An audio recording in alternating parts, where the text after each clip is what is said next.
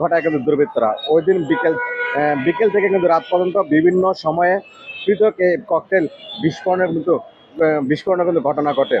এর মধ্যে শনিবার বিকেল 4টার মধ্যে মিরপুর 1 নম্বরের মুক্তিযোদ্ধা শপিং কমপ্লেক্সে ছাদের উপর থেকে ফুটপাতে একটি ককটেল নিক্ষেপ করে পালিয়ে যায় কিন্তু দুর্বৃত্তরা। এই সময় বিকট শব্দে বিস্ফোরণের মার্কেটের সামনের ফুটপাতের দোকানে কিন্তু আহত হয়, এমনটা কিন্তু আমরা জানতে পেরেছি। এছাড়াও শনিবার রাত 8:30টার দিকে কিন্তু মিরপুর 10 নম্বরে পুলিশ বক্সের কাছে একটি ককটেল বিস্ফোরণের ঘটনা ঘটেছে।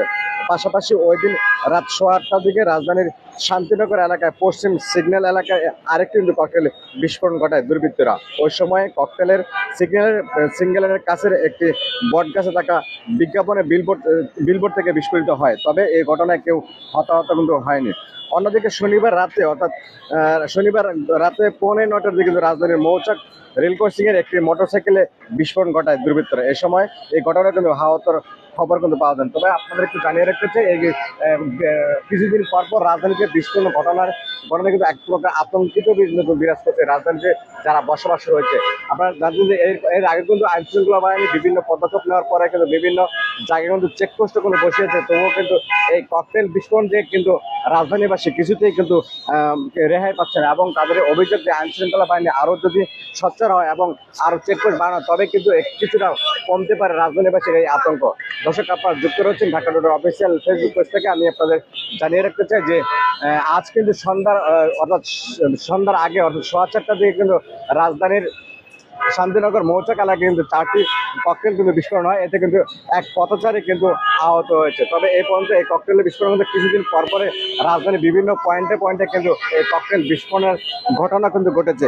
এদিকে আইন শৃঙ্খলা বাহিনীর সাথে আমরা যতটা জানতে পেরেছি, তারা যেমনটা বলছেন যে যারা ককটেল বিস্ফোরণ করেছে অর্থাৎ সেই দুর্বৃত্তকারীরা কিন্তু অতি তাড়াতাড়ি কিন্তু ঘটনাস্থল ত্যাগ করে, অর্থাৎ ওভারব্রিজের উপর থেকে নয়তো বা চলন্ত কোনো যানবাহন থেকে ককটেল কিন্তু ছুড়ে মারা হচ্ছে পথচারীদের উপর। এতে করে কিন্তু পথচারী যেমন একটি আতঙ্ক বিরাজ করছে ঢাকা শহরে, তেমনই কিন্তু এর আশেপাশে যে মার্কেটগুলোর অথবা যে পথচারীর যে সড়কের চলাচলকারী পথচারী রয়েছে, তারা কিন্তু এক প্রকার আতঙ্কের মধ্যে কিন্তু দিন পার করছে। এবং আপনাদের একটু জানিয়ে রাখতে চাই, এর আগে কিন্তু গত শনিবারে কিন্তু রাজধানীর মিরপুরে কিন্তু এই ককটেল বিস্ফোরণ ঘটনা ঘটেছে। তারই ধারাবাহিকতা কিন্তু আজ বিকাল 4:30টার দিকে কিন্তু আজ 4টি ককটেল কিন্তু বিস্ফোরণ ঘটনা ঘটে।